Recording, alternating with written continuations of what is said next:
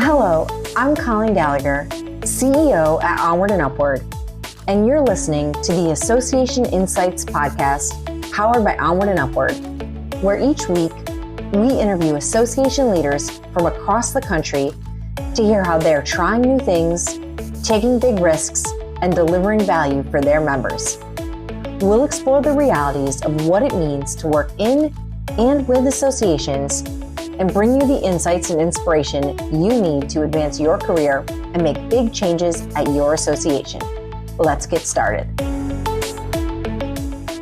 Welcome back to the Association Insights podcast powered by OnWrd UpWrd.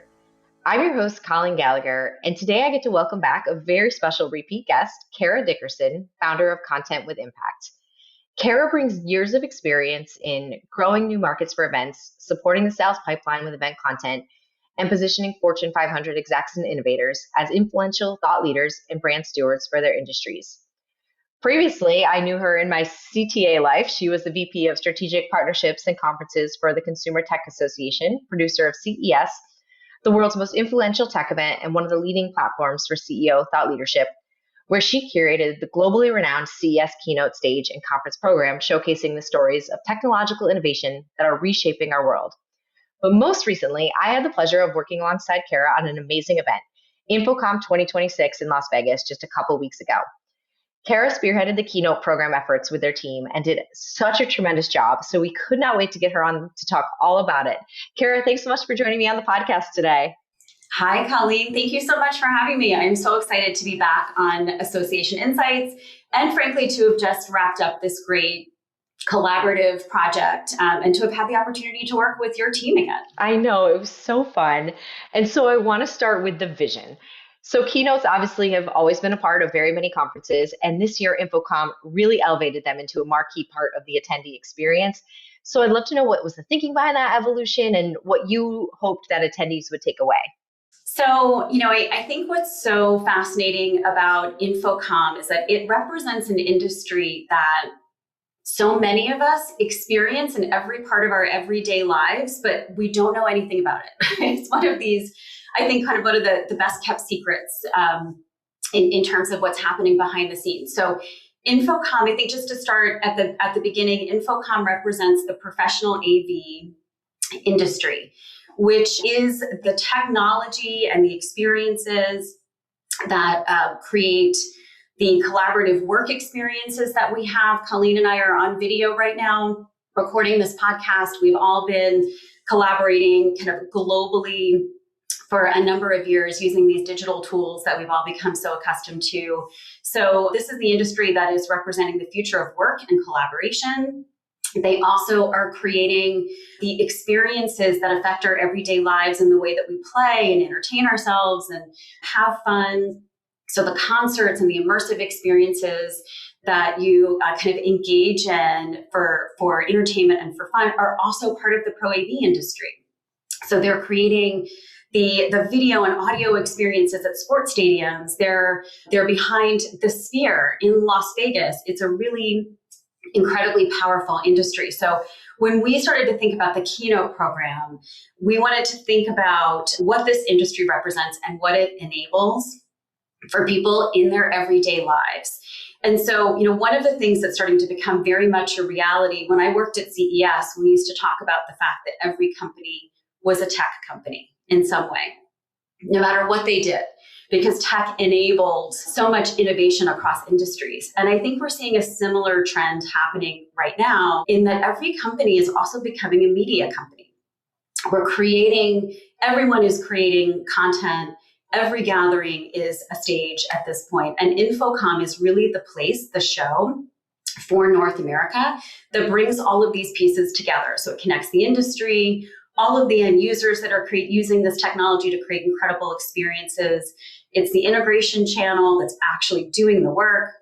It's the tech companies that are coming in and really transforming this business. And it's the media and analysts that OnWrd UpWrd was so responsible, kind of instrumental in bringing to the show, that all come together.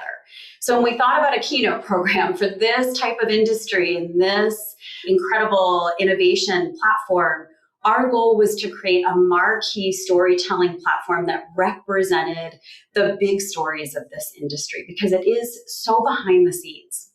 But there is so much innovation happening that we're all experiencing. And so we wanted to create a platform that was really visionary, that allowed us to bring the leading companies and executives and innovators that were kind of pushing the edge here in terms of this industry to the stage. We wanted to make sure that we had big news and announcements. So it didn't feel perhaps like a kind of a rehashing of information that had been presented at other events or at other platforms. We wanted to really make sure that when people were coming and listening to these keynotes, that they heard something that was new, they heard something that was visionary, and it really helped them prepare themselves to be kind of future ready and kind of understand what was coming next. And from an audience perspective, we wanted them to understand the convergence that was happening in this industry between AV and IT and technology and broadcast and media. All of these things are coming together in really exciting ways right now. And we wanted them to feel like InfoComm is the place, the number one place for them to come and have a sense of what is coming next, so they are ready to take advantage of that opportunity and that innovation. I just love hearing this so much. And I think you hit the nail on the head with that convergence and that being able to tell the story of the behind the scenes, because I was blown away. I couldn't wait to go to the show and see it in person, and it did not disappoint. I mean, from the keynotes to the activations that really told those stories, there was the pitch that really showcased the behind the scenes of the sports. I was one of my favorites. I love sports, and seeing how they make that happen and the interactiveness and engagement with fans, to the retail experience where you walked in and picked something off a shelf and boom, that screen's telling you all about the product. So it really was fascinating. Getting back to the keynote specifically. So there's a lot of big names in this world for sure. So really curious what criteria you use when selecting speakers and how you ensure they're going to resonate with this broad audience rather than just kind of promote their company. It's such a good question, because it actually does take a process. It is not something I think that you want to approach just without a strategy in mind. And thankfully, I really was able to draw from my previous experience as we kind of kicked this project off. I have worked on curating high profile, high impact keynotes for almost 20 years at this point in terms of my career. So we partnered and we're really thoughtful and purposeful in thinking about how we wanted to approach what is going to make a great keynote at InfoComm, and how is that process going to be developed? How is it going to be communicated? How is it going to be of most benefit to the industry and to the community that we represent?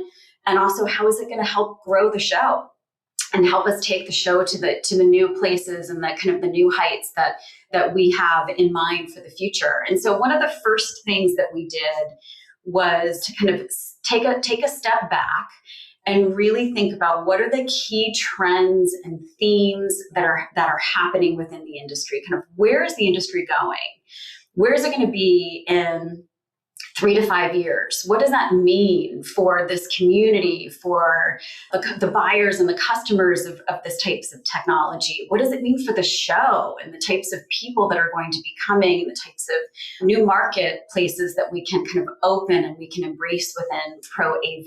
And so identifying that and understanding those big trends was the first step to kind of developing what will make a great keynote at InfoComm.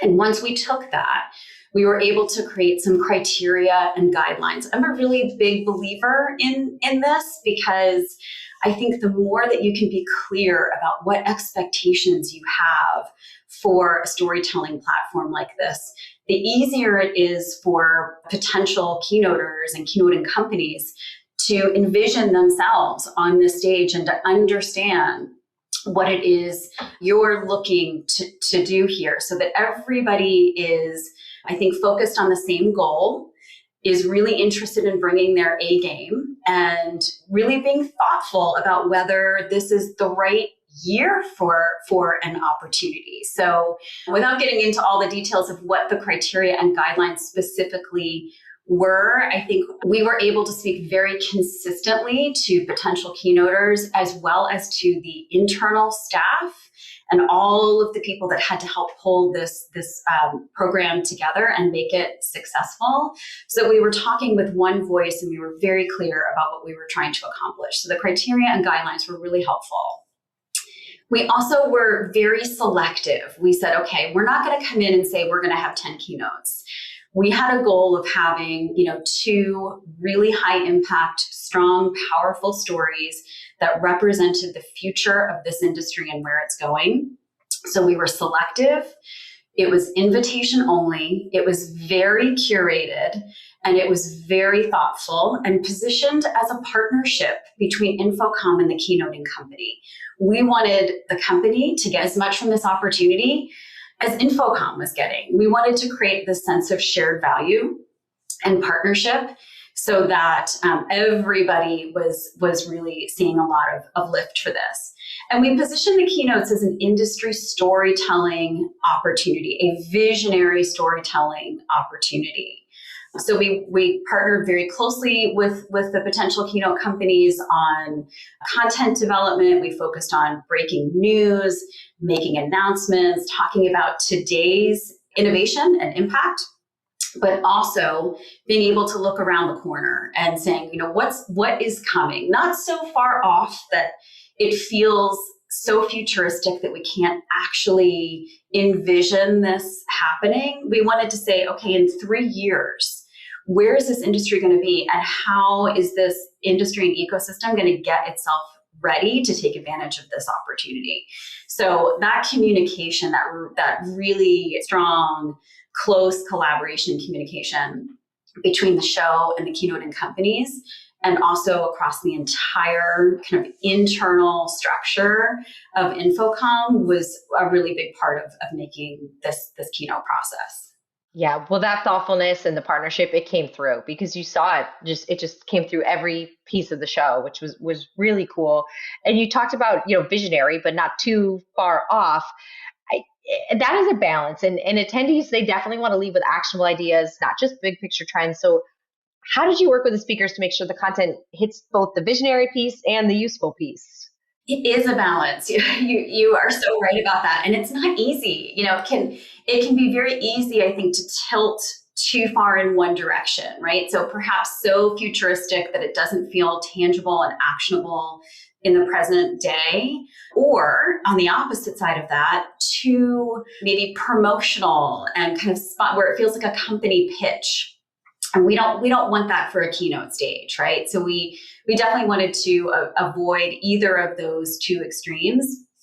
And, talking back to the beginning of this process when we were sitting down and really thinking about what is happening within the industry, what those changes are, what those trends are, we were talking with Dan Goldstein, who's the Chief Product Officer of AVIXA, which is the association that owns and runs InfoComm.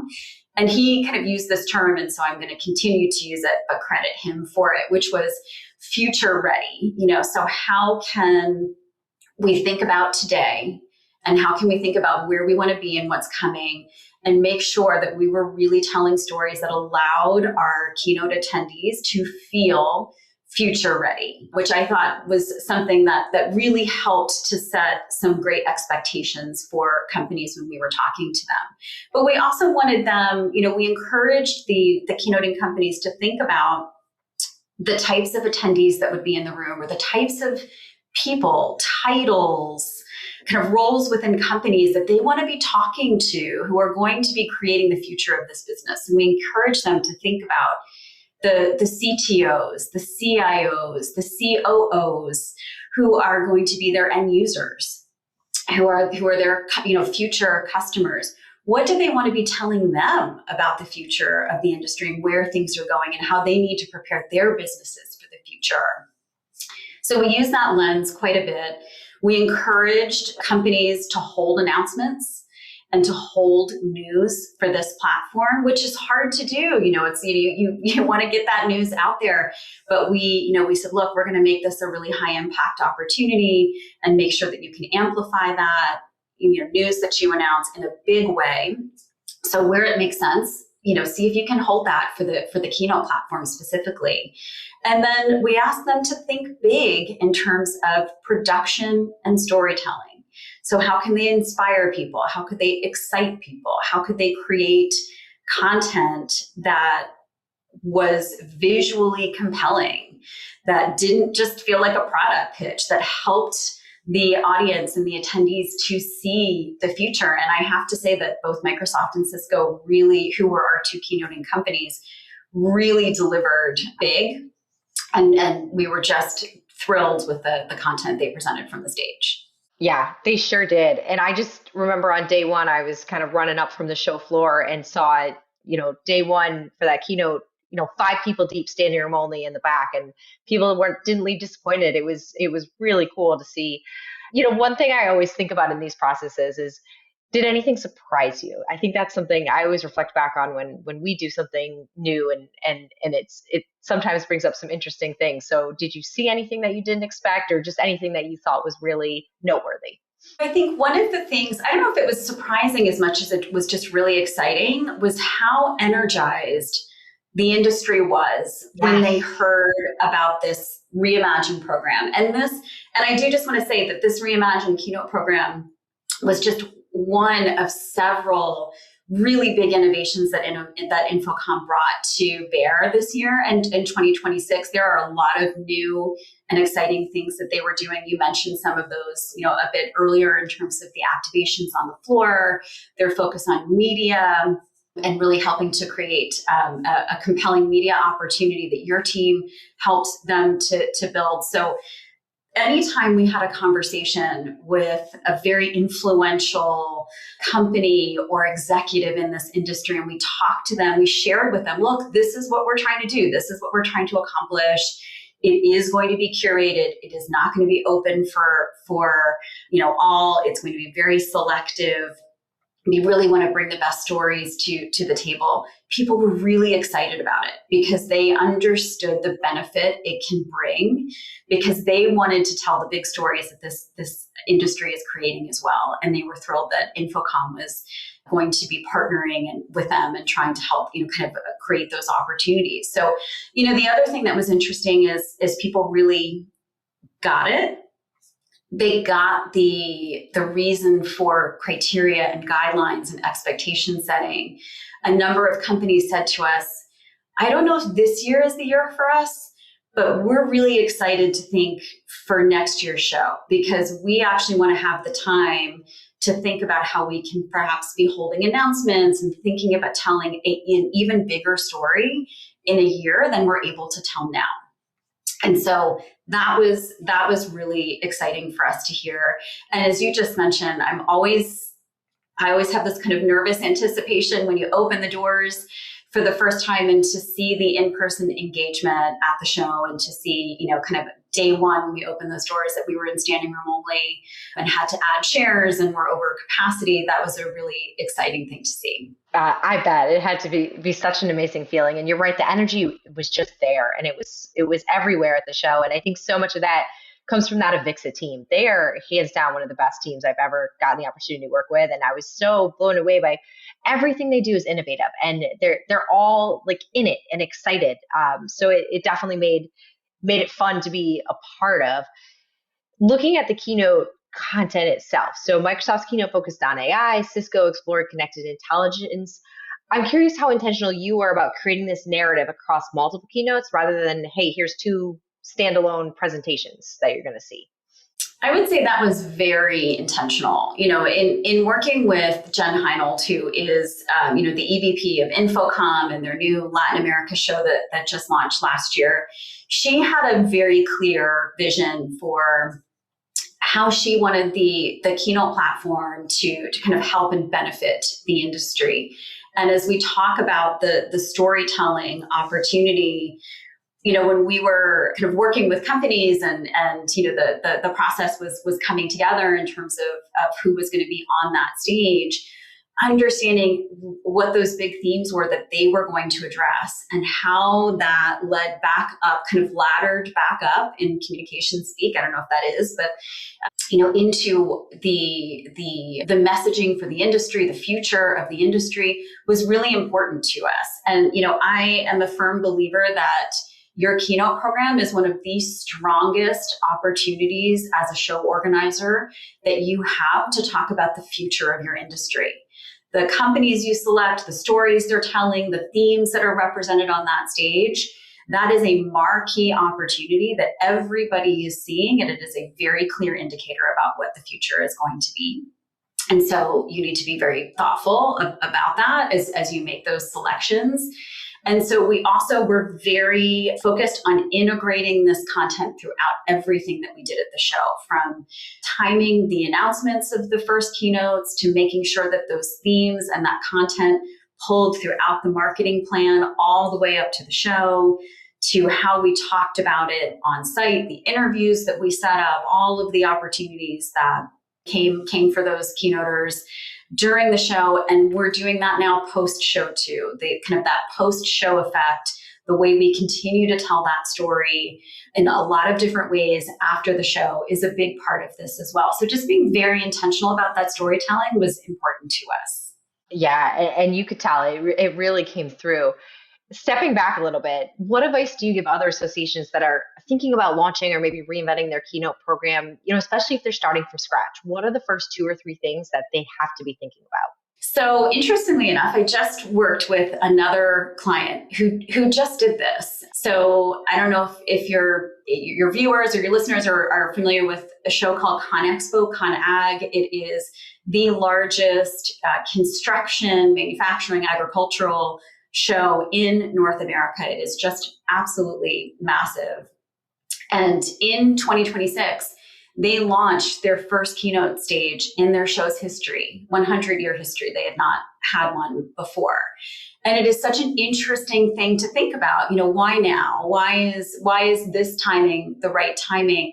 And I think there's some important considerations for show organizers to think about and questions to ask themselves. I think one, think about the biggest changes that are happening in your industry. Look ahead to what's being disrupted and transformed. Is there a big disruption happening right now or about to happen? And I think there's probably very few industries that are not experiencing that, especially with AI and a number of other factors. And then evaluate, think about that factor and then match up. Do you have thought leadership platforms that are well positioned to help the leading companies and the leading innovators in your space tell these stories of today's innovation and tomorrow's opportunities? And if you don't have those platforms, maybe take another look at where are the biggest companies in your industry telling those stories. Are they telling them outside of your platform? Are they coming to your show, but maybe, sending their biggest executives to some other outside event to tell those stories? And if that's happening, then this may be a time where you want to think about how you can create that storytelling platform within your event so you can help be part of telling that story, because that does create a lot of loyalty and additional commitment to the value of your show's platform for those companies that are making an investment. And so think about the opportunities that you can be creating for your community through your stages, through your media engagement, and through your content creation. And I do just want to make another note here on content creation, because as companies are thinking about their investments in shows, lead generation, pipeline development, still number one. Of course, that will always be the holy grail, right? We have to help our exhibitors and sponsors get new customers. But they are also now thinking very much like media companies, which we talked about at the beginning. And so the more opportunities you can help them create content, you can help them amplify content, you can help them amplify their brand.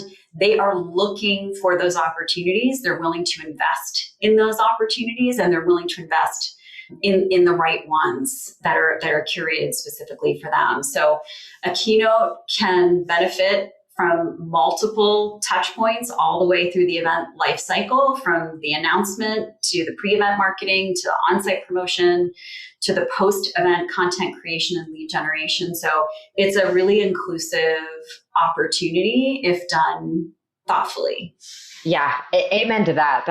That's so powerful. You hit a bit on the value of keynotes in that, but I'd like to talk more about how you measure whether a keynote was successful. So going beyond attendance numbers, what are you looking at that tells you a keynote delivered real value?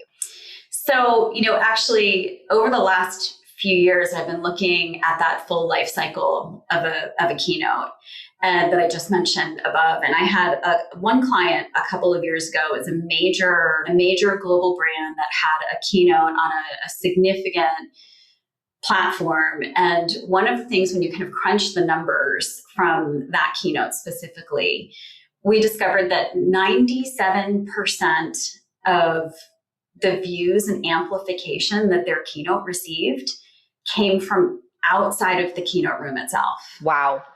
So that means 3% of it came from the live in-person audience, which was it was a large, robust audience in person. But the live streams, the on-demand views, the social clips, the posting from the keynote executive, the media coverage from that created this kind of amplification effect that reached far beyond the number of people in the room. So when I think about the success of a keynote, yes, of course, we're looking at in-person attendance. That's always something that's going to be important. But I think looking at the media amplification, looking at the reach that the keynote received before and after, connecting with the key audiences, and that's going to be different for every keynote and every show, but who are those core audiences, those target audiences, and did you make those connections with them? While this one is a little bit harder to quantify, are you now starting to get outreach as a show organizer from other companies that saw that keynote and are interested in other opportunities, right? So people are saying, hey, I want to do that. This is something that would be really good for my brand, because that is helping your show's brand and the loyalty that you're creating, that kind of relationship you're creating with your customers. And then I also look at, are companies starting to choose your platform over others for this type of storytelling?